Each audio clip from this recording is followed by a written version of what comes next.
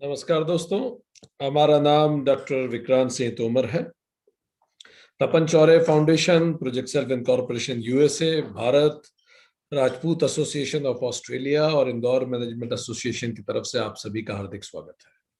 हम भगवत गीता सीरीज का 18वां अध्याय पे हैं और आज 35वां सेशन है, 35th सेशन। हम लोगों ने पिछले सेशन में बात की थी दैवीय संपदा, दोज मेंटल क्वालिटीज, वो मन की प्रवृत्तियां, वो सोचने का तरीका जो हमें हमारे लक्ष्य की तरफ ले जाता है, उसको दैवीय संपदा कहा गया। वो सोच जो हमें लक्ष्य की तरफ ले जाती है, वो प्रवृत्तियां जो लक्ष्य की तरफ ले जाती हैं। और लक्ष्य क्या है? स्व आत्मानुभूति, अपने आप को पहचान पाना, जिसको मोक्ष भी कहा जाता है या जिसको कहा जाता है permanent, stable, lasting happiness and peace. So हमने 22 क्वालिटीज की बात की थी, आज 23वीं क्वालिटीज की बात कर रहे हैं। टोटल 26 संपदा भगवान ने बताई हैं, दैवीय संपदा। अभी 23वीं संपदा से आज शुरू करें। 23वीं संपदा है न अति मान्यता, एब्सेंस ऑफ फॉल्स प्राइड, अपने आप में पूज्यता के अभिमान का अभाव, अभिमानहीनता, absence of the need of appreciation, तारीफ मुझे मिले किसी से, मुझे लोग पसंद करें, इस कामना की समाप्ति। जब तक ये कामना होती है तब तक हम नो नहीं कह पाते कई बार लोगों को। और जब हम किसी को नो नहीं कह पाते, बहुत बड़ी संख्या है जो किसी को नो नहीं कह पाती, ना नहीं कह पाती। और जब आप किसी को ना नहीं कह पाते हैं, आप ना इसीलिए नहीं कह पाते हैं क्योंकि आपने अगर ना कहा तो वो व्यक्ति मुझे पसंद नहीं करेगा, और मेरी नीड फॉर अप्रिशिएशन मुझे हाँ कहने पे मजबूर कर देती है। फिर मैंने ना नहीं कहा और मैंने वो काम भी अपने ऊपर ले लिया जो मैं नहीं करना चाहता था। अंततः मेरे पास बहुत सारा काम हो गया, इससे मैं परेशान हो गया, ओवरबर्डन्ड हो गया, और उसी व्यक्ति को मैं कोस भी रहा हूं जिसने मुझे काम दिया है। और जब वो व्यक्ति जिसने मुझे काम दिया और मैं ना नहीं कह पाया, कभी जीवन में मैं उसके पास काम लेके गया और वो नो कहने में एक्सपर्ट है और उसने ना कह दिया, तो मुझे बड़ी वेदना होगी। मैं ये सोचूंगा कि सारी दुनिया मेरा शोषण करती है, मुझे लगेगा कि अच्छाई की कोई कदर नहीं है, और फिर मेरा नेचर खराब होना चालू होगा। ये सब विशियस साइकिल शुरू होती है जब हम अभिमान रखते हैं, हमारे अंदर नीड फॉर अप्रिशिएशन होती है, हम चाहते हैं कि लोग हमें अप्रिशिएट करें। तो आज से इस विचार पर हमें अपने व्यवहार को लेके जाना है, तारीफ या निंदा दोनों के प्रति न्यूट्रल हो जाना। 24वीं क्वालिटीज दानम, चैरिटी, दान देना।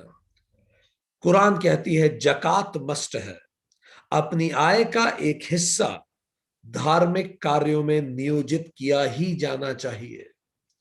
जीसस कहते हैं सुई की छेद से ऊंट निकल सकता है पर अमीर स्वर्ग नहीं जा सकता। हालांकि ये कोइंसिडेंस ही है कि वो नेशंस जो क्रिश्चियन हैं वही दुनिया के सारे विकसित देश हैं अक्सर।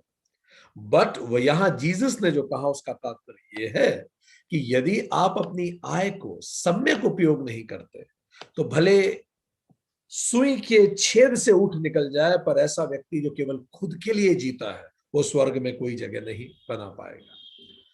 5 दूषण हैं दान के। जब भी आप दान दें तो 5 चीजें दान में कभी नहीं होनी चाहिए, उनको दान के 5 दूषण कहा जाता है। पहला, अपात्र को दान देना। अपात्र, जो व्यक्ति उचित पात्र नहीं है, जब आप उसे दान देते हैं तो ये दूषण है, ये कमी है दान की, सुपात्र को दीजिए। विलंब करना दान में, अगर आप डिले कर रहे हो, अगले महीने करूंगा, अगले साल करूंगा, तो ये भी एक दूषण है। तत्काल दान किया जाना चाहिए, जैसे मन में संकल्प आया त्वरित दान कीजिए। मुंह फेर लेना, जिसको आपने दान दिया है उसको कमतर समझना, उसको खुद से हेय समझना आपके दान की गरिमा को नष्ट कर देता है। चौथा, निष्ठुर वचन, जिसको आप दान दे रहे हैं, यदि दान देने के बाद, दान देते समय आप कुछ कड़वे शब्द भी उसके लिए बोल रहे हैं, निष्ठुर शब्द बोल रहे हैं, ये भी दान की गरिमा को कम करता है। कम से कम दान देते समय कुछ ऐसा ना बोले। आप उसके हित के लिए भी कुछ कहना चाहते हैं, उसको पहले या बहुत बाद में भले कह दें, पर दान देते समय निष्ठुर वचन न बोले। और पांचवा, दान देने के बाद पश्चाताप करने से भी दान की गरिमा समाप्त हो जाती है। तो ये 5 चीजें कतई न करें जब आप दान दें। और दान के 5 भूषण होते हैं, आभूषण। पहला जो होना चाहिए जब भी आप दान देते हैं, आनंद अश्रु। इतनी खुशी होनी चाहिए कि आप माध्यम बन सके, आपके माध्यम से कुछ हो पा रहा है, आनंद अश्रु। दूसरा, रोमांच होना चाहिए दान देने का, एक्साइटमेंट। जैसे आपको किसी आपकी फेवरेट चीज का एक्साइटमेंट होता है, फेवरेट व्यक्ति के लिए एक्साइटमेंट होता है, ऐसा एक्साइटमेंट स्वतः होता है अगर आप दान बहुत सच्चे मन से देना चाहते हैं। लेने वाले के प्रति आदर। तीसरा, जो भी दान ले रहा है वो कृपा कर रहा है आप पर, कि आपको अपने यज्ञ को करने का मौका मिल रहा है। चौथा, प्रिय वचन, बहुत मधुर वचन दीजिए, बोलिए जब दान। और पांचवा, सुपात्र, सुपात्र को दान दीजिए। वैसे भी शास्त्रों में कहा जाता है धन की 3 ही गति होती है, दान, भोग और नाश। या तो आप किसी को दान कर दीजिए या फिर भोग लीजिए इसको, नहीं तो ये यूं ही खत्म हो जाएगा। सो 25वीं क्वालिटी जिसपे हम भगवान बात करते हैं वो है सत्यम। स्पीक ट्रूथ, सत्य बोलिए। सत्य जब भी आप कहते हैं तो आप में एक बड़ा गहरा मॉरल कॉन्फिडेंस आता है। छोटी मोटी लड़ाइयां आप बिना मॉरल कॉन्फिडेंस से जीत सकते हैं, पर अगर आपको कोई बहुत बड़ी लड़ाई जीतना है तो उसकी शर्त ही ये है कि आप मॉरली करेक्ट होने चाहिए। मॉरल कॉन्फिडेंस सत्य से आता है। गांधी जी जब सत्याग्रह करते थे तो उनकी प्रथम शर्त ये होती थी कि मैं पहले ये जांचूंगा कि यह विषय सत्य है कि नहीं, चंपारण हो या खेड़ा हो। जब अहमदाबाद के मिल मजदूरों ने भी उन्हें बुलाया था, महात्मा गांधी को, कि हमारी तरफ से आप आंदोलन कीजिए, हमें इंडस्ट्री वाले जितना पैसा हम मांग रहे हैं उतना नहीं दे रहे, तो पहले गांधी ने मजदूरों से पूछा था कि आप कितना पैसे मांग रहे हैं और वो कितना देना चाहते हैं। फिर गांधी जी ने आकलन करके मजदूरों को कहा कि नहीं, आप भी थोड़ा ज्यादा मांग रहे हैं। मजदूरों ने कहा नहीं, हम तो इतना ही मांगेंगे। तो गांधी जी ने कहा तो फिर मैं आपके लिए नहीं लड़ सकता, मुझे ये विश्वास होना चाहिए कि मैं सत्य पे हूं, तो ही मैं उसके लिए अपनी जान भी दे सकता हूं। अंततः मजदूरों ने गांधी जी की बात मानी, अपनी मांग थोड़ी कम की, और फिर गांधी जी ने बोला अब मैं आपके साथ सत्याग्रह पे बैठूंगा। गांधी जी भूख हड़ताल पे बैठ गए, कलेक्टर को झुकना पड़ा, और वहीं से गांधी जी की हिंदुस्तान में आंदोलनों की शुरुआत हुई। सत्याग्रह जिसने अंततः अंग्रेजों को इस देश से बाहर कर दिया, उसकी शुरुआत, उसका आधार ही सत्य है। अगर आप सत्य पे हैं और तब आप आग्रह करते हैं तो आप में बहुत ताकत होती है।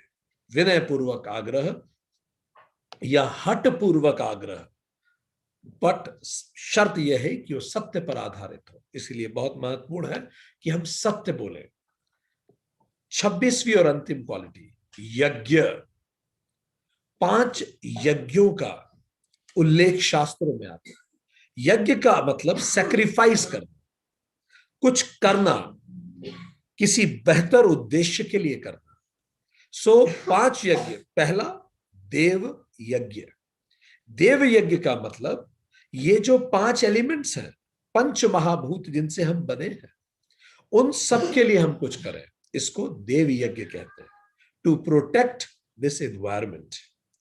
दूसरा, पितृ यज्ञ, ग्रेटिट्यूड फॉर फोरफादर्स, हमारे फोरफादर्स के लिए ग्रेटिट्यूड, हमारे पेरेंट्स की सेवा करना और बच्चों को अच्छा जीवन देना, ये तीनों पितृ यज्ञ होते हैं। पितृ यज्ञ इसीलिए कि अगली जनरेशन को बेहतर बनाएं, पिछली जनरेशन की स्तुति करें और फोरफादर्स को याद करें, क्योंकि हमारे डीएनए में आज भी वो बहते हैं, हमारे अंदर वो आज भी रहते हैं। हमारी कितनी आदतें, हमारी नाक, हमारे कान, हमारी आंखें आज भी हमारे फोरफादर्स जैसी दिखती हैं। वो हम में आज भी जीवित हैं, हमारी आदतों में भी। उनको याद करना, उनकी ब्लेसिंग्स। तीसरा, गुरु यज्ञ। गुरु से जो भी कुछ गुरु बता रहा है उसको व्यवहार में अपनाना, पहला तरीका। दूसरा, जो सीखा है उसको दूसरों तक लेके जाना, दूसरा तरीका। और तीसरा, खुद भी नए ज्ञान का सृजन करना, उसको सीख के। इसको गुरु यज्ञ कहते हैं। चौथा, मनुष्य यज्ञ। मानव मात्र की सेवा करना, अनजानों की मदद करना, ये मनुष्य यज्ञ है जिसकी आप कर सके, अनजानों की। पांचवा, भूत यज्ञ। ये पूरी कायनात, जानवर, प्लांट्स, पूरा बायोस्फीयर, इस सब की सेवा करना बलिवेश्व यज्ञ या भूत यज्ञ कहलाता है। अतिथि यज्ञ, एक और यज्ञ, छठा, अगर आप कहीं कई शास्त्रों में उल्लेख भी आता है, जो भी आपके घर विजिट करता है उसका सम्मान करना, जो भी आपसे मिलने आया उसको अटेंशन देना, अतिथि यज्ञ है। तो ये 5 यज्ञों, ये 6 यज्ञों को रोजमर्रा में अपने जीवन शैली में अपनाइए। और यज्ञ का मतलब ही है ये मेरे कर्तव्य हैं, ये करके मैं किसी पर कोई एहसान नहीं कर रहा। इनफैक्ट जो इस यज्ञों का माध्यम बन रहे हैं, जो मुझे यज्ञ करने में मदद कर रहे हैं, मैं उनका ऋणी हूं कि मुझे मौका मिला। जैसे गीता की क्लासेस, ये हमारा गुरु यज्ञ है। हमने जो कुछ सीखा, अगर हम इसको दूसरों तक पहुंचा रहे हैं तो ये हमारा यज्ञ है। आप आगे पहुंचाइए, आप यज्ञ कीजिए। सो ये 26 qualities are called divine qualities. इन क्वालिटीज को अपने अंदर इनकलकेट कीजिए और जानिए कि आप सही रास्ते पर हैं। आज नहीं तो कल you will be reaching a stage when you will be eternally happy. Conditions और सिचुएशंस पर आप बिल्कुल निर्भर नहीं करेंगे। और दिस इज कॉल्ड दैवीय संपदा। अब हम बिल्कुल दूसरी दिशा में जाते हैं। भगवान आगे ये भी बताते हैं कि ये सब तो दैवीय संपदा है, पर फिर 26 आसुरी संपदाएं भी हैं, ताकि ये क्लैरिटी हो कि अगर मैं उस रास्ते पे जा रहा हूं तो हर क्षण हर समय अपने लक्ष्य से दूर होता जा रहा हूं। Look at the clarity Gita provides. ये 26 चीजें हैं, अगर आप कर रहे हैं तो हर क्षण अपने लक्ष्य के करीब जा रहे हैं। ये 26 चीजें हैं, यदि आपके व्यवहार में हैं तो हर क्षण आप शांति और प्रसन्नता से दूर जा रहे हैं। लिख के रख लीजिए, नहीं, पक्की बात है, बनी बात है। पहला, 26 डेवलिश क्वालिटी, श्लोक 4 चैप्टर 16। पाखंड, दंभ, भगवान कहते हैं दंभ, hypocrisy, pretending to be righteous but living an unrighteous life. आप जो कहते हैं वो न करना, हिपोक्रेसी, पाखंड। When you don't walk your talk, भले आप लीडर हैं और आप सबको कहते हैं टाइम पे आना चाहिए, आपको हमेशा टाइम पे पहुंचना चाहिए। आप पेरेंट हैं और बच्चों को हार्डवर्क सिखा रहे हैं, तो सबसे पहले आपके अंदर हार्डवर्क होना चाहिए, तो आपको नैतिक अधिकार है कि आप उन्हें हार्डवर्क सिखाएं। बच्चे घर के सीसीटीवी कैमरा होते हैं, वो कतई नहीं करते जो आप उन्हें करने को कहते हैं, वो करते हैं जो आपको करते हुए देखते हैं। इसी तरह से सबऑर्डिनेट, यदि आप कहीं लीडर हैं, हर कमांड जो आप अपने सबऑर्डिनेट को दे रहे हैं, पहले खुद से पूछिए कि आपके व्यवहार में है। किसी भी रूप के आप कहीं भी लीडर हैं, तो अगर ये नहीं है तो पाखंड आपको गलत रास्ते पे लेके जा रहा है। जब महाभारत का युद्ध खत्म हुआ, 5 पांडवों को जानकारी मिली कि अब इसी के साथ द्वापर युग कुछ समय समाप्त हो जाएगा और कलयुग शुरू होगा, तो पांडवों ने पूछा कृष्ण जी से, कैसा होगा कलयुग, हम तो रहेंगे नहीं उस जमाने में। तो कृष्ण जी ने कहा कि जो जंगल है तुम जंगल घूम के आओ, और जो कुछ तुम्हें देखे वो आके मुझे बताना, क्योंकि कोई भी घटना भविष्य में होने से पहले वर्तमान में अपनी छाया छोड़ती है। तो कलयुग की छाया आ चुकी थी द्वापर में ही। तो कृष्ण ने बोला, आके मुझे बताओ तुमने क्या देखा। तो युधिष्ठिर वापस आए और उन्होंने बताया, मैंने 2 सूंड का हाथी देखा, 2 सूंड है। तो कृष्ण ने बोला, हाँ, वो एक खाने की सूंड अलग है और दिखाने की सूंड उसकी अलग है। इसी तरह के प्राणी कलयुग में होंगे, पाखंडी। वो कहेंगे कुछ और करेंगे कुछ। They will never walk their talk and they will lose the confidence of their subordinates, their kids and the society by and large. अपने अंदर देखिए, हर जो चीज मैं कहता हूं क्या मैं जीता हूं, ढूंढिए, जिए उसे। दूसरा, दर्पह, घमंड, एरोगेंस, एंडलेस प्राइड। किन चीजों का एरोगेंस होता है लोगों में? लर्निंग का, ज्ञान का एरोगेंस। जिनको ज्ञान का एरोगेंस है, ऋषि ऋषि भारद्वाज की वो कथा बड़ी प्रचलित है। ऋषि भारद्वाज ने काफी जन्म लिए, पर लगातार वो हर जन्म पूरा जीवन निकाल देते थे सीखने में, अंतिम पल आ जाता था, भगवान से फिर प्रार्थना करते थे, कुछ सीख ही नहीं पाया, थोड़ा समय और दीजिए। तो पहले जन्म के बाद 500 साल और मांगे, फिर से तपस्या करके 1000 साल मांगे, ऐसे कितने ही जन्म हो गए, और लर्निंग उनकी खत्म ही नहीं हुई। फिर 1000 साल के बाद फिर से उन्होंने भगवान को बोला, प्रभु मुझे एक जन्म और दीजिए, मुझे सीखना है। तो इंद्र ने कहा कि हे ऋषि भारद्वाज, इंद्र ने एक मिट्टी उठाई जमीन से, बोला मेरे मुट्ठी में जितनी मिट्टी है, इतना ज्ञान अभी आपने सीखा है 1000 सालों में, और जितना पूरा कैलाश पर्वत है उतना ज्ञान पूरा है, आपको तो अनंत काल लग जाएंगे सीखने में। तो ऋषि भारद्वाज की आंखों से आंसू निकले, ऐसी कथा है।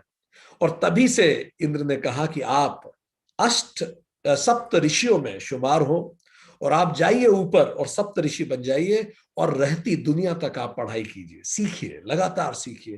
तो आज भी रात को जब आप सप्त ऋषि देखते हैं, जान लीजिए उसमें ऋषि भारद्वाज अभी तक पढ़ाई कर रहे हैं। और जब आपको लगे कि मुझे बहुत कुछ आता है, तो रात को ऋषि भारद्वाज को देख लीजिएगा, जो कितने युगों से लगातार पढ़ रहे हैं और आज तक केवल मुट्ठी भरी जान पाए हैं। Pride of learning, pride of wealth, पैसे का प्राइड, स्टेटस का प्राइड, फैमिली का pride, I belong to that family, fine. Blue blooded family, blue blood का शब्द ही ऐसे निकला कि वो डचेस ऑफ ब्रिटेन जो होती थी, वो इतनी गोरी होती थी, जो राजघराने की महिलाएं होती थी, कि उनके हाथ से उनकी ब्लड की वेसल्स दिखती थी, वो ब्लड, वो उनकी धमनियां दिखती थी, तो उसमें ब्लड नीला दिखता था। तो लोगों को लगता था कि चूंकि इतनी गोरी होती, लोगों को लगता था इनका खून ही नीला होता होगा, तो वहीं से ब्लू ब्लड शब्द निकल गया। ब्यूटी, सुंदरता का घमंड, पावर का घमंड, इनमें से अगर कोई भी आपके पास है, आपके अंदर है, अपने अंदर देखिए, तो उसको खत्म करना शुरू कीजिए। ये रास्ता हमें हमारे लक्ष्य से दूर लेके जाता है। और घमंड मिटाने के लिए वो लोग बहुत उपयोगी होते हैं, जो बार बार हमारे घमंड को चोट पहुंचाते हैं, तो उनको धन्यवाद दीजिए। ऐसे लोग जो बहुत घमंडी होते हैं, अकेले पड़ जाते हैं, क्योंकि उनका जीवन में सबसे ज्यादा महत्व खुद को ही देते हैं, इसीलिए उनको कम्युनिटी का प्रेम नहीं मिल पाता, और अंतिम में एक लोनली लाइफ वो बिताते हैं। तीसरा, अभिमान, अभिमान। निश्चित तौर पे जब घमंड बढ़ना शुरू होता है, एरोगेंस, घमंड इज एरोगेंस ऑफ समथिंग, जब आप बहुत एरोगेंट होते हैं, तो आप अभिमान से भर जाते हैं। तीसरा दुर्गुण, अभिमान means thinking self as better and different from others. जब आप खुद को दूसरों से बेहतर मानते हैं, and you start looking down on others, दूसरों को लुक डाउन करते हैं, तो यह अभिमान होता है। कहीं हमसे तो ऐसा नहीं हो रहा, कहीं हमारे दिमाग में तो नहीं चल रहा। कई जगह है, कई भारत में तो कई जगह हमने ऐसा देखा भी है कि कई सीनियर अधिकारी जूनियर को केवल इसीलिए कमतर मानते हैं क्योंकि वो एक छोटी सेवाओं से सेलेक्ट हुआ है। ऐसा सब नहीं करते, पर जो ऐसा करते हैं वो उचित नहीं करते। हर व्यक्ति को व्यक्ति मात्र का सम्मान मिलना चाहिए, भारत का संविधान भी यही कहता है, हम सब बराबर हैं, व्यक्ति की गरिमा। चौथा, क्रोध, जिसमें पिछले सेशन में डिटेल में बात हो चुकी है। क्रोध अगली दुर्गुण है जो हमारे अंदर कभी नहीं होना चाहिए। क्रोध आता कैसे है? How I C my self, मैं खुद को कैसे देखता हूं, एंड हाउ वर्ल्ड सी मी, और दुनिया मुझे कैसे देखती है। अगर इसमें कुछ गैप है तो मुझे कष्ट होने लगता है। गैप कैसा हो सकता है? मैं खुद को मानता हूं कि मुझे इतना सम्मान मिलना चाहिए और दुनिया इतना सम्मान दे रही है, तो मुझे दुख होता है उसका। मुझे लगता है मुझे इतना इंपॉर्टेंस मिलना चाहिए, दुनिया कम दे रही है। मुझे इतनी रिकॉग्निशन मिलना चाहिए, दुनिया कम दे रही है। मुझे इतनी सक्सेस मिलना चाहिए, दुनिया कम दे रही है। तो जब दुनिया जितना मैं सोचता हूं मुझे मिलना चाहिए उससे कम देती है, तो मुझे क्रोध आता है। हाँ, और अगर दुनिया ज्यादा देने लगे तो इसी को बोलते हैं इम्पोस्टर सिंड्रोम। इम्पोस्टर सिंड्रोम कई लोगों में हो जाता है, हालांकि विरले लोग हैं जिनको ये होता है। इम्पोस्टर सिंड्रोम का मतलब कई लोगों को ये लगता है जब उन्हें खूब सम्मान मिलता है, उनको मन ही मन लगने लगता है मैं इस सम्मान के तो लायक बिल्कुल ही नहीं हूं, पता नहीं ये लोग मुझे इतना सम्मान क्यों दे रहे हैं। It is called imposter syndrome, because they don't admit कि उनमें कितनी कमियां हैं, और पर अंदर ही अंदर उन्हें लगता है कि बहुत ज्यादा मिल रहा है, आई डोंट डिजर्व इट। ठीक। और कई लोगों को एरोगेंस भी होने लगता है इस, जब उन्हें ज्यादा मिलता है जितना वो डिजर्व करते हैं। और एक और कारण होता है गुस्से का, जब मेरा इनपुट आउटपुट रेशो, मैंने इतनी मेहनत की जीवन में और इतना पाया, यहां तक मैं संतुष्ट नहीं हूं, दूसरे ने कितनी मेहनत की और उसने कितना पाया, मैं उससे कंपेयर करता हूं। मैंने कितनी मेहनत की और कितना पाया, दूसरे ने कितनी मेहनत की और कितना पाया, और अगर वो रेशो में भी डिस्टर्बेंस है, उसने कम मेहनत में ज्यादा पा लिया, तो मुझे दुख होगा, मुझे क्रोध आएगा। सो ये सब चीजें, ये जो कंपैरिजन है, इट ब्रिंग्स एंगर इन अस। कहीं मैं तो ऐसा नहीं कर रहा, अगर मैं कर रहा हूं तो अपने लक्ष्य से दूर जा रहा हूं, इस पे काम करना शुरू करना पड़ेगा। पांचवा इज पौरुष्यम। पारुष्यम, पारुष्यम का अर्थ है कठोरता। जब आप में क्रोध होता है, क्रोध से कठोरता स्वाभाविक आती है। स्पीच में, बोलने में आप कठोर हो जाते हैं, एक्शन में कठोर हो जाते हैं, विचारों में कठोर हो जाते हैं, आप में फ्लेक्सिबिलिटी नहीं बचती, एक ही विचार आप पकड़ के बैठ जाते हैं, बस ऐसे ही सोचेंगे। एक्शन में कठोर होते हैं, भाषा में, अगर आप बॉस है तो सबॉर्डिनेट को छुट्टी नहीं देंगे, अगर आप रिलेशनशिप में हो तो दूसरों पे ध्यान नहीं देंगे। सो धीरे धीरे ये स्वतः क्रोध आपका अलग अलग तरह दिखने लगता है। छठा, अज्ञान। ये तो गर्भगृह है बाकी सबका। अभयम सबसे बड़ा वर्च्यू है दैवीय क्वालिटीज में, और अज्ञान सबसे बड़ा दुर्गुण है आसुरी संपदा में। सो अज्ञान ही वो गर्भगृह। अज्ञान का मतलब रॉन्ग आइडेंटिटी ऑफ सेल्फ, खुद को नहीं पहचान पाना ही अज्ञान है। तो जब मैं खुद को नहीं पहचानता, तभी दंभ, दर्प, अभिमान, क्रोध और पारुष्यम आता है। इस पे हमने बहुत विस्तार से गीता में चर्चा की है, इसीलिए हम अलग से इसमें डिटेल में नहीं जा रहे। वेदांत में भी हमने चर्चा की है। यदि आपको और जानना है इसके बारे में, तो वेदांत सीरीज का आप सेशन 6 अटेंड कीजिए। अगर आपको यज्ञ पे जानना है डिटेल, कर्मयोग वेदांत सीरीज सेशन 7, सॉरी वेदांत सीरीज सेशन 7 कर्मयोग, अगर आपको यज्ञों के बारे में जानना है। और चैप्टर 2 गीता सीरीज का पूरा अटेंड कीजिए, अगर आपको जिन चीजों पे अभी हमने चर्चा की उन पर और जानना है। श्लोक 9 में भगवान आगे बताते हैं, नष्टात्मान, इन लोगों के साथ क्या होता है, देयर सोल्स आर ruined, उनका इतना खराब स्वभाव हो जाता है। नष्टात्मान, नष्ट हो जाता है उनका स्वभाव। क्यों नष्ट होता है? They are not happy in self, और neither they are happy with self. ना वो खुद में खुश है, ना वो खुद से खुश है। तो जब भी कोई व्यक्ति खुद से खुश नहीं होगा, आप देखना उसका गुस्सा पूरी दुनिया पे निकलता है, खुद पे भी निकलता है, अंतर्मुखी हो जाता है, लोगों से बात करना नहीं चाहता, बोलने में कठोर हो जाता है, स्वभाव खराब हो जाता है, शरीर में अलग अलग तरह की बीमारियां आने लगती है, चेहरे पे पिक्सलेट होने लगते हैं, बहुत तरह के सपने आने लगते हैं, शरीर का कोई विशेष अंग दुखने लगता है, हार्मोनल डिसबैलेंसेस होने लगते हैं, घर में चलते चलते अक्सर फर्नीचर से व्यक्ति टकरा जाता है, इंटरपर्सनल इश्यूज होने लगते हैं, और इनसिक्योरिटी आ जाती है। ये सब एक साथ होना शुरू होता है, टुकड़ों टुकड़ों में, अलग अलग जगह रिफ्लेक्शन शुरू होता है। जब हमने कहा वाणी कठोर हो जाती है, इसका मतलब केवल शब्द कठोर नहीं होते, इवन आपकी आवाज भी कर्कशा हो जाती है। अगर आप बहुत दुखी हैं तो कई महिलाओं को आप देखेंगे उनकी आवाज तक कर्कशा हो गई। पुरुषों में भी ये होता है, उनकी आवाज तक असर पड़ने लगता है। सो इसीलिए ये उनका स्वभाव खराब होता है। अगर ऐसा हो रहा है हमारे साथ, तुरंत इस पे काम करने की जरूरत है। ये इंडिकेटर है हम गलत रास्ते पे चल रहे हैं। अल्प बुद्धय, आठवीं दुर्गुण, आठवां आसुरी संपदा, स्मॉल इंटेलेक्ट। हम हमेशा कहते हैं human beings are the most intelligent and most unhappy species. एंड ऐसा कैसे होता है? कारण यह है कि हमने हमारी बुद्धि को सही उपयोग नहीं किया। 3 तरह की बुद्धि है। एक होती है जड़ बुद्धि, जो सोचती है आई एम द बॉडी, बस ये शरीर है, इसी की रक्षा करना है, इसको जड़ बुद्धि कहते हैं।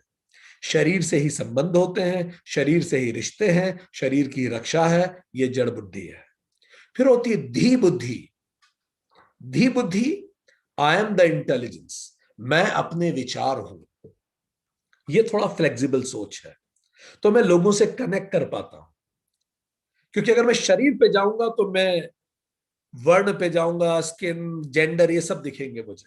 पर जब मैं इंटेलिजेंस पे जाता हूं तो मैं इन सबसे ऊपर उठ जाता हूं। इसको धी बुद्धि कहते हैं। पर इससे भी ऊपर एक और बुद्धि होती है, इसको बोलते हैं विवेक बुद्धि। When I see consciousness, consciousness means when I see me in you, you in me, and us in all, इसी को विवेक बुद्धि कहते हैं। ऐसे लोग दुखी नहीं होते। पर अल्प बुद्धि में हम दूसरों को खुद से कंपेयर करते हैं और शरीर को ही आधार मानते हैं। इस पे डिटेल में चर्चा पहले हुई है। नाइन्थ, अहिताहा, सबका अपकार करना, लोगों का अहित करना। हिटलर ने गुस्तापो नाम की एक पुलिस फोर्स बनाई थी जो लोगों को घर से उठा लाती थी। मुसोलिनी ने ब्लैक शर्ट नाम की ऐसी पुलिस बनाई थी। आईसिस ने जिहाद खड़ा कर दिया, जिहाद के नाम पर इतने अत्याचार किए। स्टालिन कहा करता था, death of a man is a tragedy. एक आदमी मर गया तो ट्रेजेडी है, but of a million is a statistics. पर अगर 10 लाख लोग मर गए तो फिर ये एक आंकड़ा है। सो ऐसे लोग दूसरों का अहित करने से भी बाज नहीं आते। 10वां दुर्गुण, उग्र कर्माण, एक्सट्रीम एक्शंस करते हो। जगतः क्षयाय प्रभवन्ति, वो जगत के क्षय का कारण बनते हैं।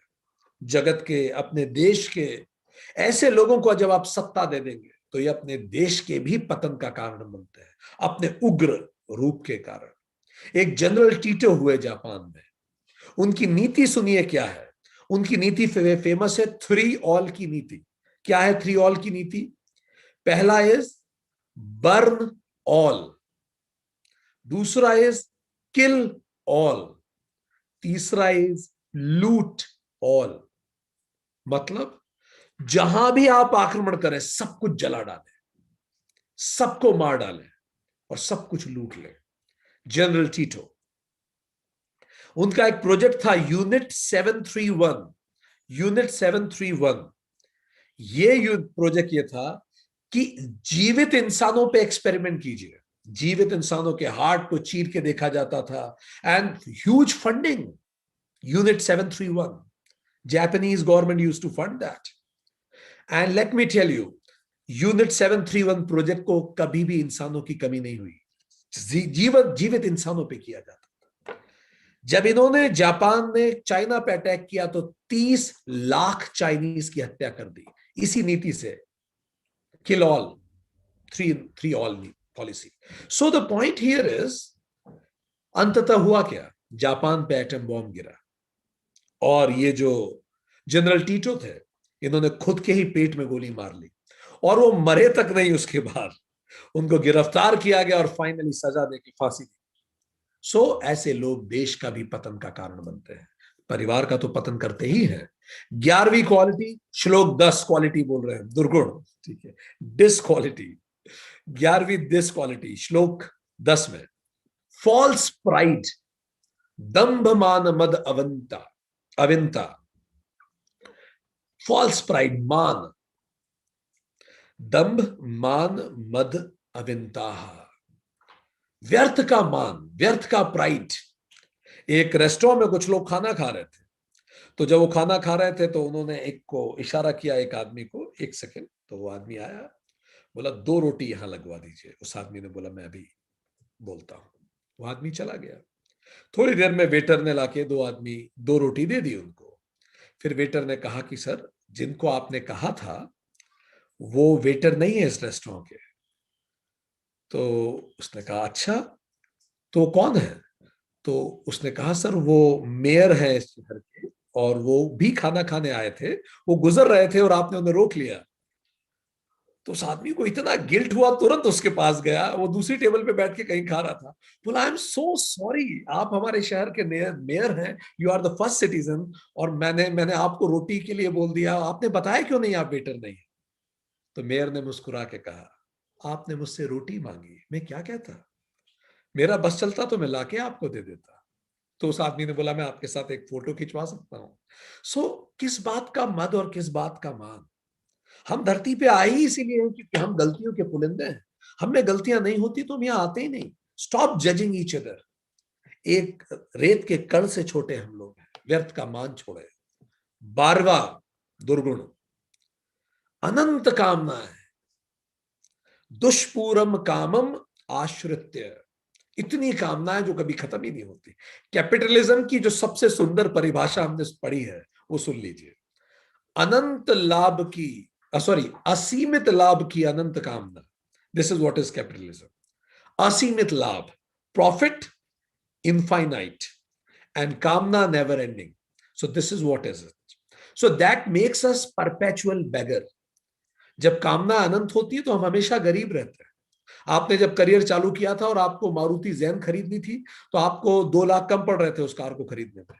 आज 10 साल का करियर हो गया, अब आपको होंडा सिटी खरीदनी है, अभी भी आपको 2 लाख कम पड़ रहे हैं होंडा सिटी खरीदने के लिए। अब आपका 20 साल का करियर हो गया और अब आपको BMW खरीदनी है, एंड स्टिल आपको 5-7 लाख उसको खरीदने के लिए कम पड़ रहे हैं। आप रिटायर्ड होने वाले होंगे और आपको फरारी खरीदनी होगी, उसके लिए भी आपको पैसे कम ही पड़ेंगे। कारण अनंत कामना हमें परपेचुअल बैगर रखती है। 13th, मिथ्या सिद्धांतों को ग्रहण करते हैं। असत ग्रहान गृहीत्वा। असत, गलत सिद्धांतों को ये लोग ग्रहण करते हैं। ये लोग बिल्कुल छद्म बुद्धि से समझने की कोशिश करते हैं और गलत सिद्धांतों को पकड़ते हैं। कहावत है, a fool will always find a bigger fool to admire. एक मूर्ख हमेशा एक परम मूर्ख को ढूंढ ही लेता है ताकि उसको फॉलो कर सके। ठीक। सो ये लोग कोई ना कोई, कहीं ना कहीं ये लोग परम मूर्ख को ढूंढ लेते हैं। जैसे ये जो जनरल टीटो था जापान का, इसका रोल मॉडल कौन था? हिटलर। ठीक है। हिटलर का रोल मॉडल कौन था? मुसोलिनी। तो ये एक दूसरे के रोल मॉडल बने हुए थे, and all were equally devil in their approach. ठीक। एक गद्दाफी नाम के भी हुए, कर्नल गद्दाफी, आपने सुना हो। ठीक है। लीबिया का। उसने एक ग्रीन बुक बनाई थी कुरान पढ़ के। कुरान तो एक महान ग्रंथ है, पर उसने एक ग्रीन बुक बनाई थी और उस ग्रीन बुक के अनुसार चाहता था सारी दुनिया एक ग्रीन बुक पढ़े तो ही सीख पाएगी। और ग्रीन बुक में लिखा था सबको चिकन खाना चाहिए। और चिकन कैसे खाना चाहिए? उसने पूरी लीबिया के लोगों को फ्री में चिकन केज बंटवाया कि हर घर में चिकन को रखने का एक केज होना चाहिए। वो ग्रीन बुक में लिखा था। ग्रीन बुक लीबिया के स्कूल्स में पढ़ाई जाती थी। तो दे क्रिएट सच एनवायरमेंट। क्या कुछ नहीं हुआ। जापान में ये टीटो कहते थे, Japan is a divine power, it can never be defeated, and look what happened to Japan then. So they have some wrong notions. 14th, अशुचित, अशुचि व्रताः, भ्रष्ट आचरण करते हैं। भ्रष्ट, अशुचि, शुचिता नहीं होती। व्रताः, भ्रष्ट आचरण आचरण करने वाले। कहा जाता है कि कई लोग जब अपने करियर को शुरू करते हैं, सरकारी नौकरी में हो या बिजनेस में हो, कहीं भी हो, कई लोग जब अपने करियर को शुरू करते हैं तो अपनी नौकरी और व्यवसाय के दौरान हर साल उनकी स्पाइन का एक वर्टिबा टूटता जाता है। स्पाइन में वर्टिबाज होते हैं, तो हर साल उनकी स्पाइन का एक वर्टिबा टूटता जाता है। और जब 33 साल का करियर हो चुका होता है तो उन्हें याद आते हैं कि स्पाइन में 33 वर्टिबा होते हैं, तो उनके सारे वर्टिबा टूट चुके होते हैं। और जब वो रिटायरमेंट तक पहुंचते हैं तब वो स्पाइनलेस हो चुके होते हैं। क्यों?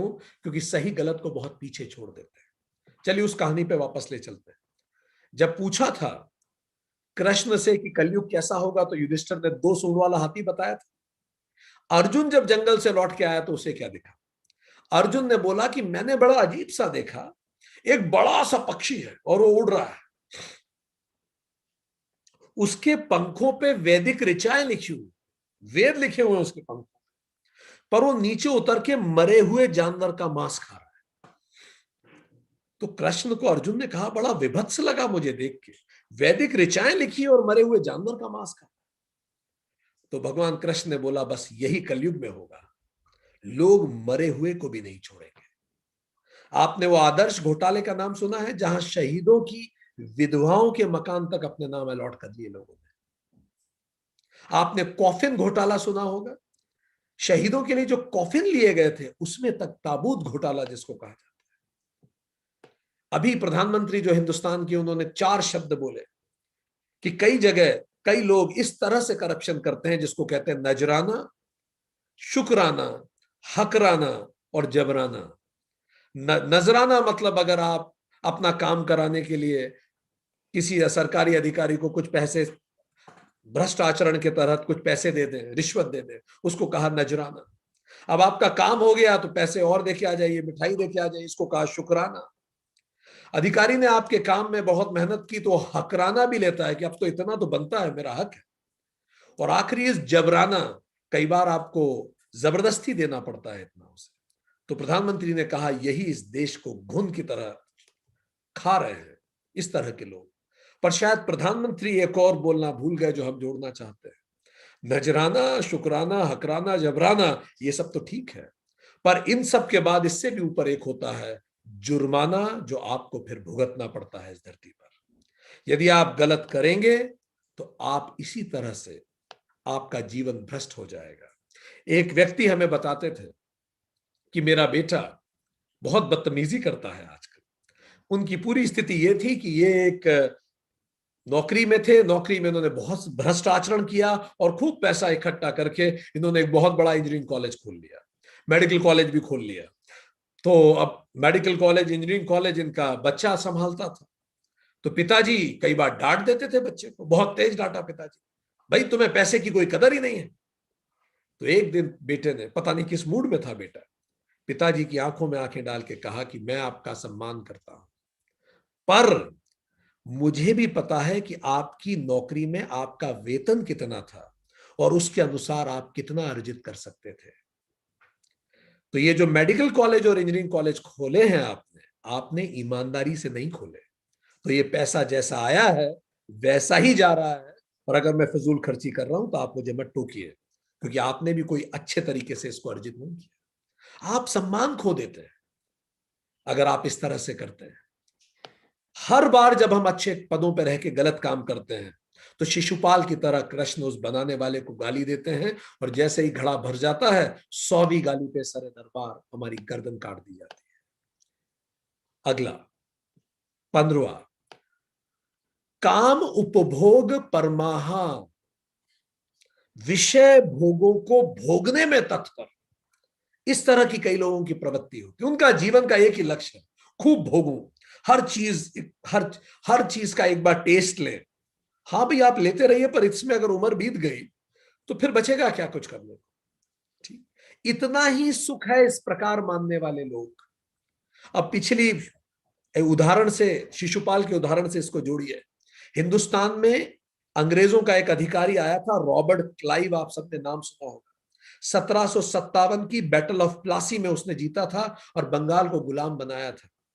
हिंदुस्तान पहली बार गुलाम बना था अंग्रेजों का।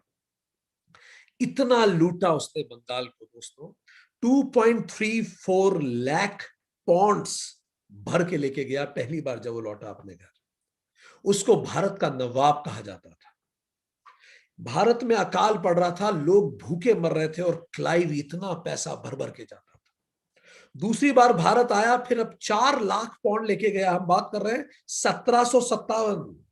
आज 4 लाख पौंड कितने होते हैं आप सोचिए। 1757 आज से 300 साल पहले इतना पैसा वो भारत से लूट के गया that he became one of the richest person in Europe, केवल भारत की नौकरी से। Can you imagine that?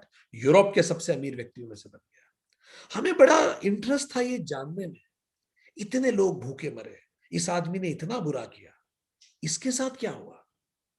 Krishna का सुदर्शन चला कि नहीं चला? इस शिशुपाल का क्या हुआ? पढ़िए आप रॉबर्ट क्लाइव को। जस्ट जब वो भारत से लौटा आखिरी बार 1967 में लौटा, और 7 साल के अंदर ही कमिटेड सुसाइड। उसने गला काट लिया अपने हाथ से अपना।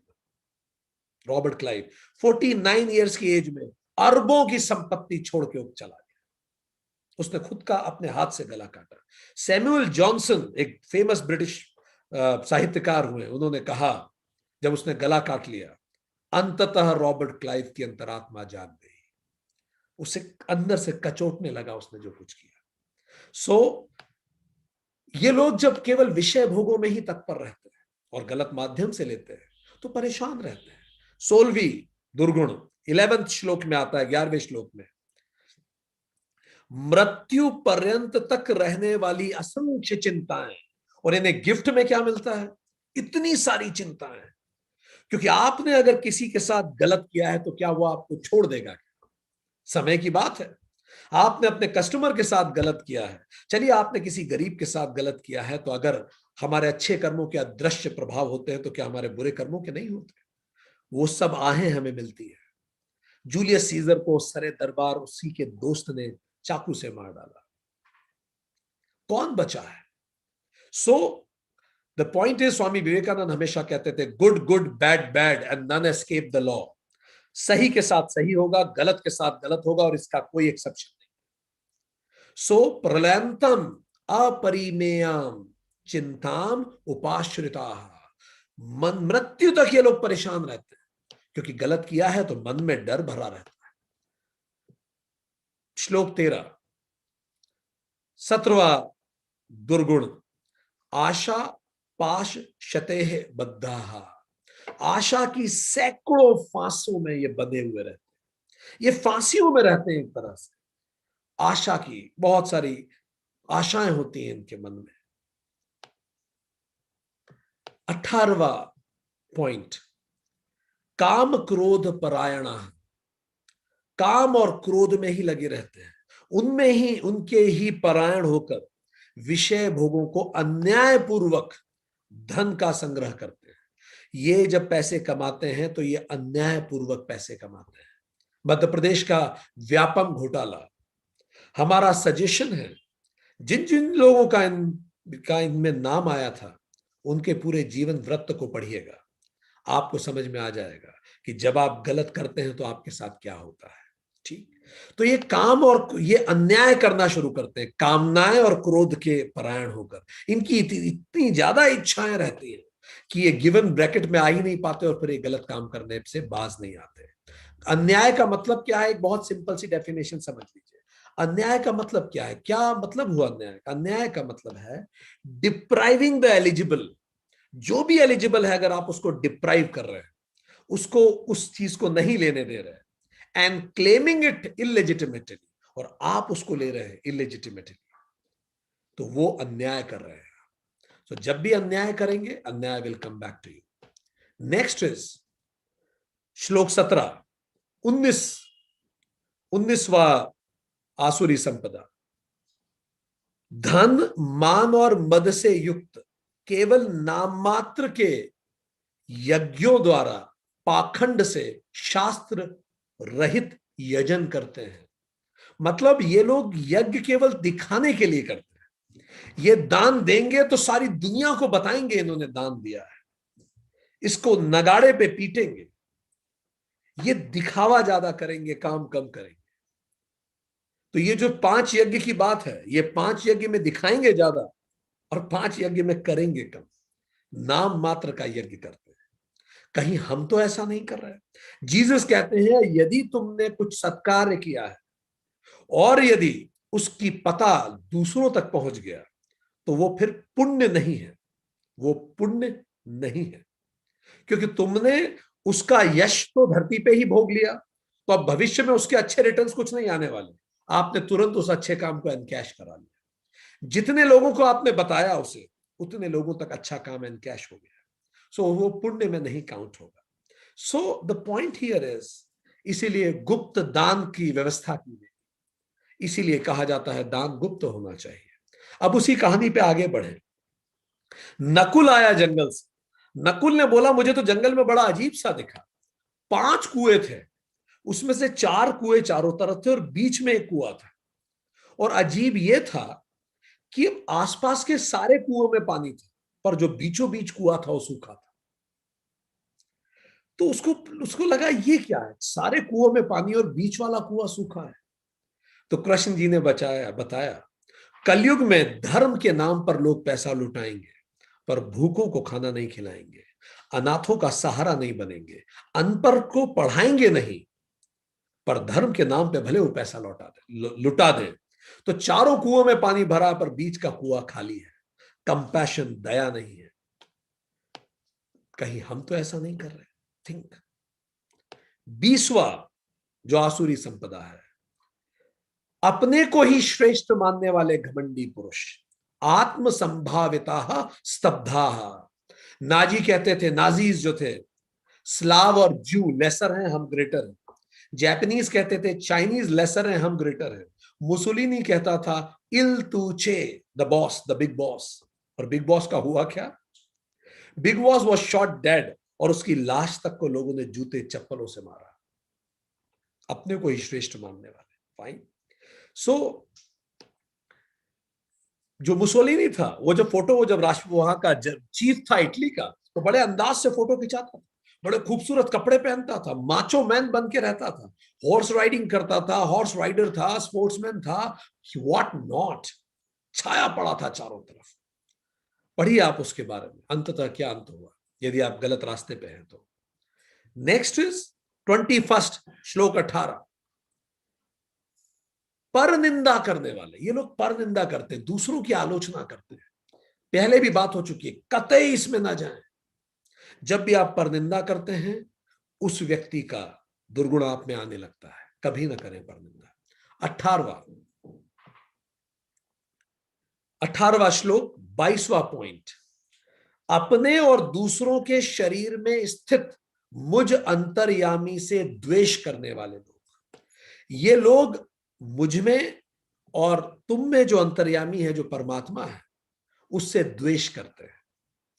आत्म पर देहेशु माम प्रद्वशंति। सो ये निज में और तुम में जो परमात्मा है, उनसे द्वेष करते हैं। Identify with the body. When you identify with the body you feel separation. हमने पहले बात की, जब आप शरीर से आइडेंटिफाई करते हैं तो आपको सेपरेशन मिलता है, लगता है, दूरी महसूस होती है। पर when you identify with the mind, तो आप एक दूसरे के करीब आते हैं, यू बिकम वन फैमिली। ठीक। But when you identify with the intellect, और आप और ऊपर जाते हैं, बुद्धि से आप आइडेंटिफाई करते हैं, तो आप पूरे देश को अपना मान पाते हैं।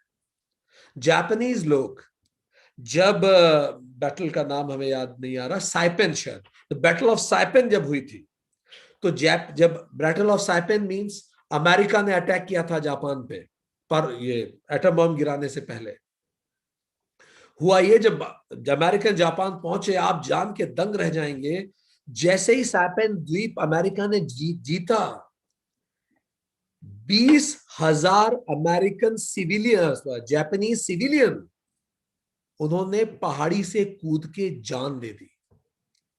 क्यों जान दे दी? हम गुलाम नहीं बनेंगे किसी के, हम मर जाएंगे पर गुलाम नहीं बनेंगे। शायद विश्व इतिहास में इस तरह का पहला उदाहरण है जहां सिविलियंस ने केवल इसीलिए आत्महत्या करी कि हम किसी के गुलाम नहीं बनेंगे। That feeling of one country comes. पर अगर आप और ऊपर जाते हैं, when you identify with soul, then you see, you feel one with all being.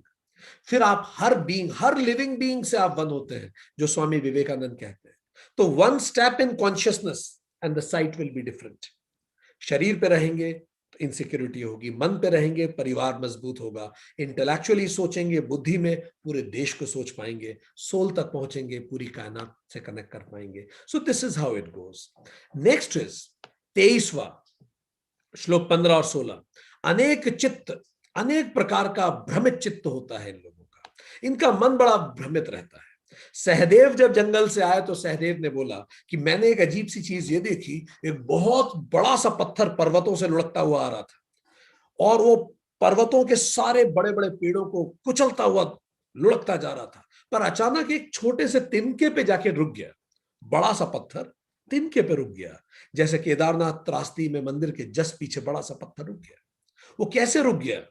तो भगवान कृष्ण ने कहा, कलयुग में मन का घनघोर पतन होगा, और जब मन का पतन होगा तो बड़ी बड़ी भौतिक वस्तुओं से भी नहीं संभलेगा, तो केवल एक हरि नाम का तिनका, आध्यात्म का तिनका, वेदांत का तिनका उसके गिरते हुए मन को संभाल लेगा।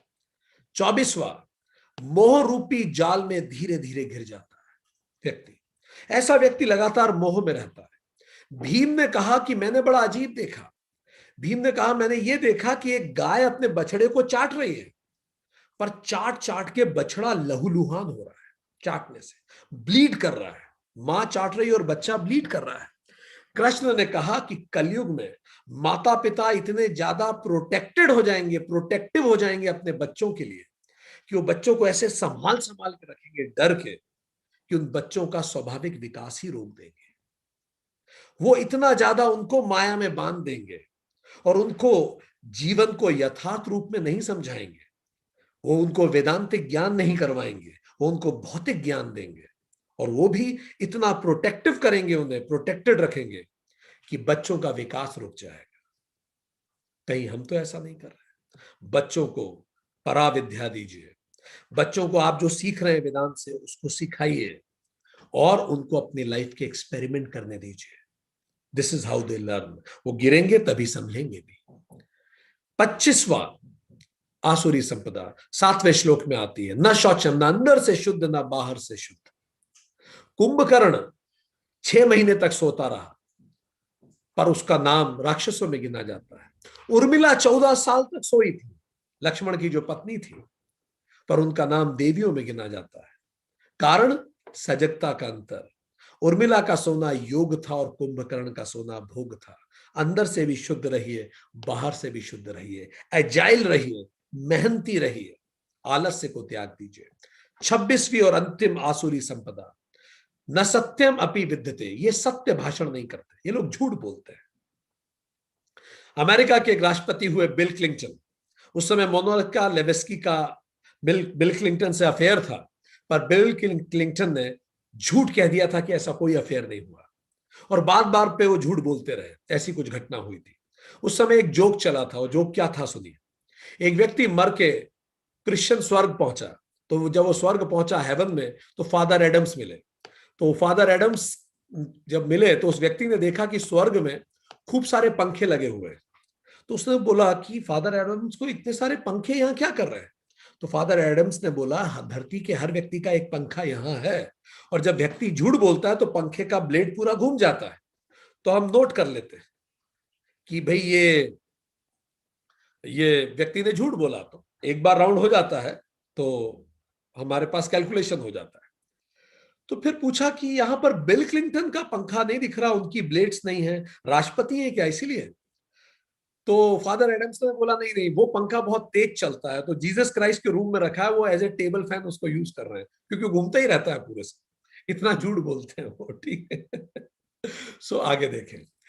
देन अब भगवान और डिटेल में बताते हैं, हाउ डू दे थिंक, ये लोग सोचते कैसे, इनके दिमाग में क्या चल रहा होता है, सुनिए और देखिए कहीं मेरे अंदर तो ऐसा नहीं चलता। श्लोक नंबर 13, मैंने इतना प्राप्त कर लिया है, अब ये प्राप्त करूंगा। ठीक, इतना प्राप्त कर लिया, अब ये भी प्राप्त करना बाकी है, ऐसे सोचते रहते हैं। दूसरा, मेरे पास इतना धन है और इस साल तक इतना धन और हो जाएगा। तो ये लोग आधी जिंदगी मजदूरों की बिताते हैं धन इकट्ठा करने में, और जितना इकट्ठा कर दिया बाकी आधी चौकीदारी का बिताते हैं, उसको बचाना भी तो पड़ता है जितना इकट्ठा किया। तो 50% ऑफ द लाइफ मजदूरों की, बाकी चौकीदारी की, ऐसे इनका जीवन चलता है। ठीक है। तीसरा, मैंने इस शत्रु को मारा, अब उसको मारूंगा। ठीक है, ऐसे इनके दिमाग में चलता है, I defeated him, now I will defeat him. This, ये गीता श्लोक 14 specifically God is using these words, exactly वो लाइन बोल रहे हैं कि क्या इन लोगों के दिमाग में चलता है। चौथा, मैं ईश्वर हूं, अहम ईश्वर। एक पढ़िएगा, हैती का राष्ट्रपति हुआ है, पापा डॉक उसका नाम है, पापा डॉक। ठीक, ये खुद को भगवान कहता था, वुडू का एक्सपर्ट कहता था खुद को, और कहता था कि मैं भगवान हूं, और उसने अपना नाम रखा था ओलुआ बेरेमेसेमेजी, ओरुआ बेरेसेमेजी। तो ये एक भगवान का नाम था उनके वुडू में। और जब राष्ट्रपति जॉन एफ कैनेडी की हत्या हो गई अमेरिका में, तो ये पापा डॉक ने कहा मैंने हत्या करवाई क्योंकि उन्होंने हैती में फंडिंग रोक दी थी इसलिए। सो ऐसे ऐसे पागल लोग भी हुए इस धरती पे। पांचवा, मैं बलवान हूं, ये सोच सिकंदर मच्छर काटने से एक्सपायर हुआ। जूलियस सीजर को सबके सामने दोस्त ने खंजर मार दिया। नेपोलियन गुमनामी में खत्म हो गया। ये जितने भी लोग बलवान थे। सिक्स्थ, मैं सिद्ध हूं, अहम सिद्ध है, मैं बहुत बड़ा सिद्ध हूं। तो इन लोगों के जीवन में तीन ही चीजों में इनकी पूरा जीवन बीत जाता है। पहला, नाम बनाओ, तो ये जीवन का 1/3 समय नाम बताने में खर्च कर देते हैं। ठीक है। फिर इनका दूसरा मुहिम चालू होता है, अब नाम बढ़ाओ, तो बाकी 1/3 बढ़ाने में खर्च कर देते हैं। अब जो बचता है जरा सा 1/3, उसमें इनकी मुहिम होती है अब नाम बचाओ। और बचाने में खर्च कर देते हैं। तो नाम बचाने में उनके बच्चों को भी परेशान करते हैं और इसी में इनका जीवन खत्म हो जाता है। मैं सिद्ध हूं। सातवां, मैं सुखी हूं विदाउट ग्रेटिट्यूड, ये सोचते हैं मैं सुखी हूं और केवल मैंने ये अर्जित किया है। वो ये भूल जाते हैं कि इस कायनात के बिना तो हम सांस भी नहीं ले सकते। हम एक बीज है, इतने बड़े पेड़ बने, कितनी सारी चीजों ने कंट्रीब्यूट किया। ये हवा पानी मुफ्त थोड़ी है, कितना कुछ हो सकता था। आठवां, मैं धनी हूं। ठीक, श्लोक 15 और 16 में भगवान बोलते हैं आढ़्य, ये विचार भी गलत विचार है। विचार होना चाहिए I am just a trustee, मैं प्रधान सेवक हूं, ये विचार सही है, मैं केवल सेवक हूं। नेक्स्ट, नाइन्थ, मैं बड़े कुटुंब वाला हूं, अभी जनवान अस्मि, मैं बहुत बड़े कुटुंब बड़े खानदान से मैं आता हूं। भगवान ने स्पष्ट कहा है ये विचार भी हेल की तरफ आपको लेके जाता है। हेनरी फोर्ड हमेशा इकोनॉमी क्लास में सफर करते थे फ्लाइट में, उनके बेटे बिजनेस क्लास में चलते थे, फर्स्ट क्लास में चलते थे। लोगों ने हेनरी फोर्ड से पूछा भी, आपके बेटे तो फर्स्ट क्लास में बैठते हैं, आप बिजनेस क्लास में चलते हैं? तो हेनरी फोर्ड मुस्कुरा के कहते थे, मेरे बेटे की बात अलग है, उसका बाप अरबपति है, मेरा पिताजी अरबपति नहीं है। सो नेक्स्ट इज, मेरे समान कोई दूसरा नहीं, ये विचार मयाह सदृश अन्य का अस्ति, मेरे जैसा कोई दूसरा है ही नहीं। ये विचार भी हमेशा इंसान को पतन की तरफ ले जाता है। हम हमेशा कहते हैं ना, वो एक व्हाट्सएप पे हमें किसी ने भेजा था, इंदिरा गांधी नेहरू जी नहीं रहे, शास्त्री जी भी चल बसे, इंदिरा जी की हत्या हो गई, राजीव जी भी नहीं रहे, वाजपेयी जी भी नहीं रहे, आजकल मेरी तबीयत भी कुछ ठीक नहीं रहती, जाने देश का क्या होगा। ठीक, कई लोगों को यह लगता रहता है कि वो है तो ही चीजें चलेंगी। 11वां, मैं यज्ञ करूंगा, ये गलत है, ये एरोगेंस है। होना ये चाहिए, जब भी आप यज्ञ करते हैं हम क्या कहते हैं, इदम नमम, ये मेरा नहीं है। उसी के बाद आप कह सकते हैं शांति ही शांति ही शांति, तभी शांति प्राप्त हो सकती है जब आप कहें इदम नमम। अगर आप अपना मान के कर रहे हैं कि मैं कर रहा हूं तो एरोगेंस आएगा ही आएगा। 12वां, मैं दान दूंगा, दान मैं दूंगा, तो जब हम ये कहते हैं तो भी हमारे अंदर एरोगेंस आता है। तो अगर हम दान दे भी रहे हैं तो याद रखिए देनहार कोई और है, देव करत दिन रैन, लोग भरम हम पे करें, ताते नीचे नैन। पांचों यज्ञ विनम्रता से कीजिए। 13वां, मैं आमोद प्रमोद करूंगा। कई लोगों का जीवन वही में जाता है, 2 पंच 1 लंच, यही उनकी नौकरी की कहानी है। सुबह टाइम पे पंच करना, शाम को टाइम पे पंच करना और बीच में लंच कर लेना। And they lack inspiration. और आखिरी इज दे फील, 8वां श्लोक कहता है, उनको लगता है जगत आश्रय रहित, जगत आश्रय रहित है, मतलब कोई नहीं है जो हायर है इस जगत। जगत केवल स्त्री पुरुष के संयोग मात्र से बनता है और ये काम क्रियाओं से ही लोग पैदा होते हैं और इसीलिए जगत चल रहा है। इस तरह की सोच भी एक मायोपिक सोच है और इस पे हम कभी काफी विस्तार से पहले चर्चा कर चुके हैं गीता के 7th चैप्टर में। So these are the thought process of those people जो गलत रास्ते पे होते हैं। श्लोक 21 में भगवान बताते हैं हाईवे टू हेल। भगवान वो बताते हैं ये सब तो ठीक है, पर 3 जो दुर्गुण है ये तो चरम है, ये हेल के हाईवे हैं। अगर आप इन पे हैं तो आप बहुत जल्दी हेल पहुंचने वाले हैं, बस अभी पहुंचे और तब पहुंचे, बिल्कुल एक्सप्रेस वे है। सुन लीजिए कौन से 3 है। कामः क्रोधः लोभः, वेरी स्पेसिफिकली काम क्रोध और लोभ। इदम त्रिविधम नरकस्य द्वारम, ये 3 नरक के द्वार हैं। आत्मनः नाशनम, इससे आप स्वयं का नाश करेंगे। ठीक, ये 3 द्वार है। कैसे, ये क्या द्वार है? अभी एक काम कीजिएगा इस सेशन के बाद, कोई भी आपके जीवन की प्रॉब्लम है जिससे भी आपको आज तनाव होता है उसको सोचिएगा और डीप में जाइएगा, रूट में जाइएगा उस प्रॉब्लम के। जो भी आपके तनाव का कारण है, go in deep, go in root of that. आप पाएंगे या तो कामनाएं हैं आपकी, इच्छाएं, डिजायर्स, या फिर लोभ है आपका, ग्रीड है उसमें, या फिर क्रोध है, एरोगेंस है, एंगर है। यही 3 है। ये काम कैसे करते हैं टुगेदर देखिए। पहले तो काम होता है, कामनाएं होती है, my desires, my wants, my expectations. ठीक, वो पूरी हो जाए तो लोभ बढ़ता है, और मिल जाए और मिल जाए। पहले लगता है बस एग्जाम में सिलेक्शन हो जाए तो सब ठीक है, फिर लगता है नहीं अब इसमें मेरा प्रमोशन भी हो जाए, फिर लगता है मैं घर भी बना लूं, फिर मैं ये भी हो जाए वो भी हो जाए, लोभ बढ़ता ही चला जाता है। सो कामनाएं पूरी होती है तो लोभ बढ़ता है, और लोभ बढ़ते बढ़ते कहीं तो जगह आएगी जहां और कामना पूरी नहीं हो पाएगी, तो फिर क्रोध आता है अधूरी कामनाओं से।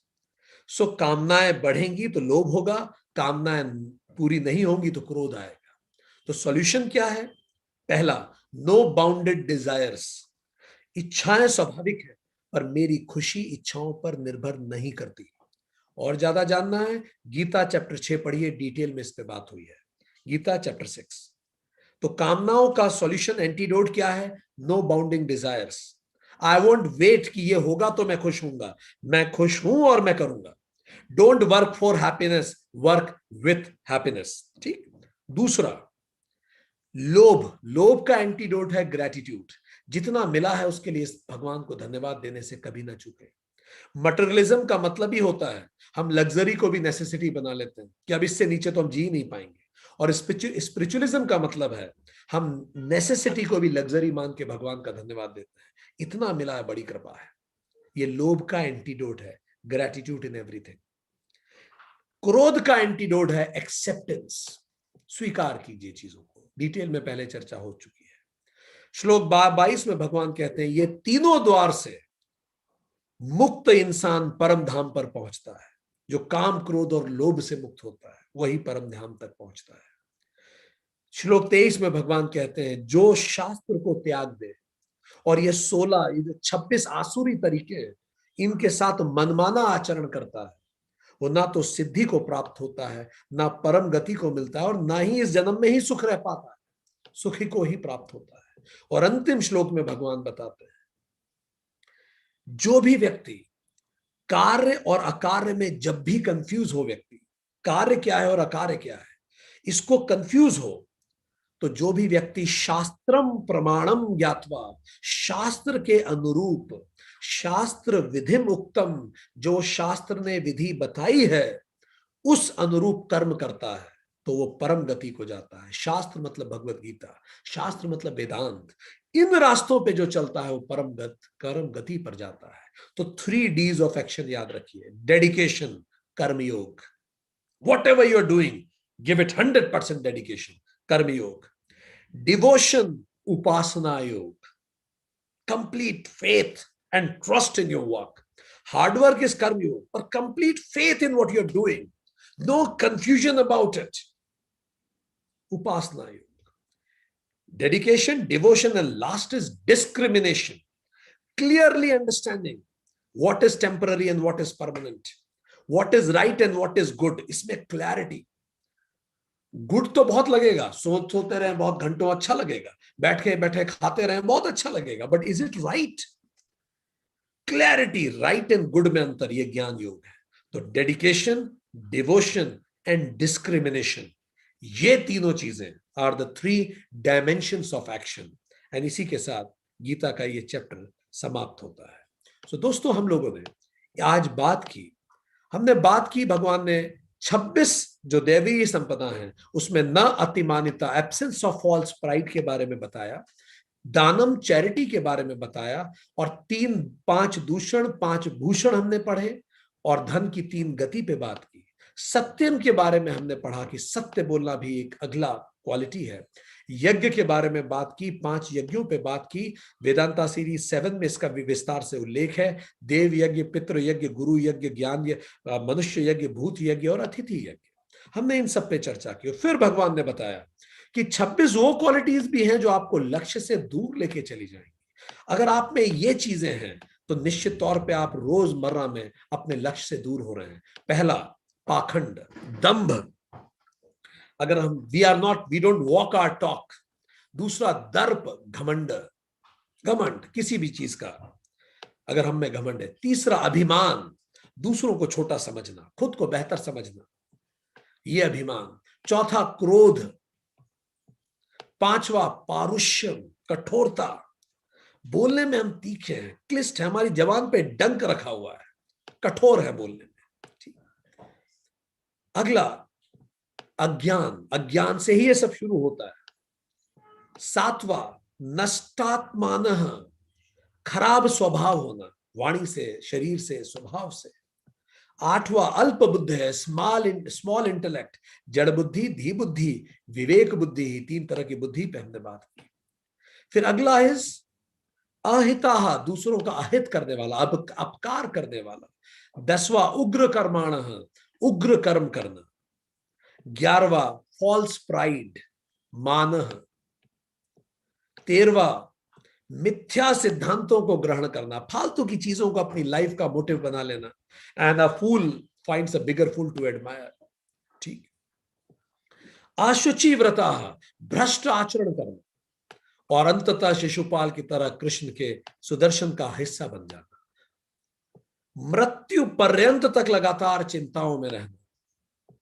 काम और विषय भोगों को भोगने के लिए ही तत्पर रहना हमेशा, और मानना बस यही जीवन है, बस यही खाओ पियो ऐश करो, यही जीवन है, जानवरों की तरह। आशा की सैकड़ों फांसियों में बंधे रहना, अब ये हो जाएगा, कल ये हो जाएगा, बस यही सोचते रहना लगा।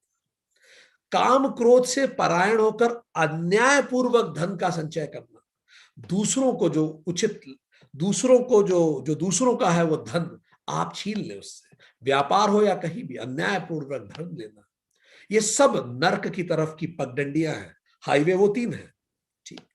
और केवल दिखावे के लिए यज्ञ करना, दिखाने के लिए अपने आप को ही श्रेष्ठ मानना, पर निंदा करना, और मेरे और तुम्हारे शरीर में बैठे विराजमान अंतर्यामी हायर प्रिंसिपल्स ऑफ लाइफ पर सोचना ही नहीं, बस जो दिखता है बस वही जीवन है, ऐसे ही सोचना।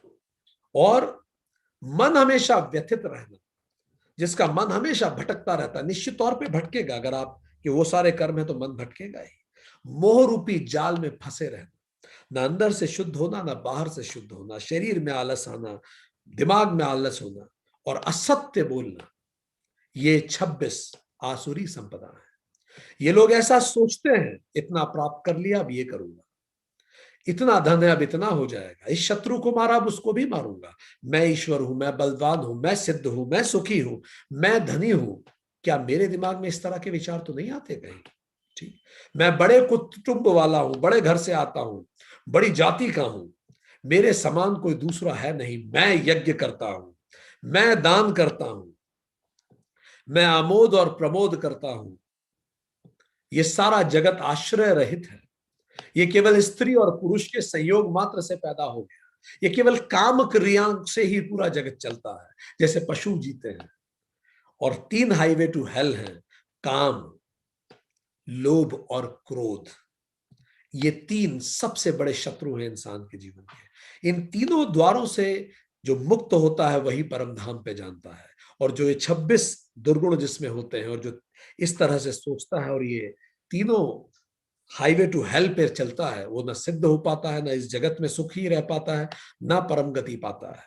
पर जो शास्त्र सम्यक आचरण करता है, शास्त्रों के अनुरूप कर्म करता है, वो 3 डायमेंशन एक्शन करता है। डेडिकेशन इज कर्म योग, डिवोशन इज उपासना योग, एंड डिस्क्रिप्शन इज ज्ञान योग।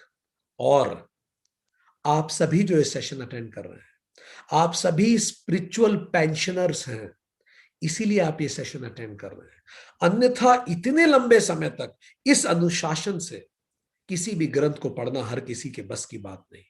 निश्चित तौर पे ये आपकी स्पिरिचुअल लेगेसी है आपके कई जन्मों की, कि आज भी वो आपको खींच के इस सेशन से बांध के रखती है। So let's continue being spiritual pensioners with this 3 dimensional action plan of life. और इसी के साथ गीता का 16वां अध्याय समाप्त होता है। आप सभी को शुभकामनाएं। Thank you very much.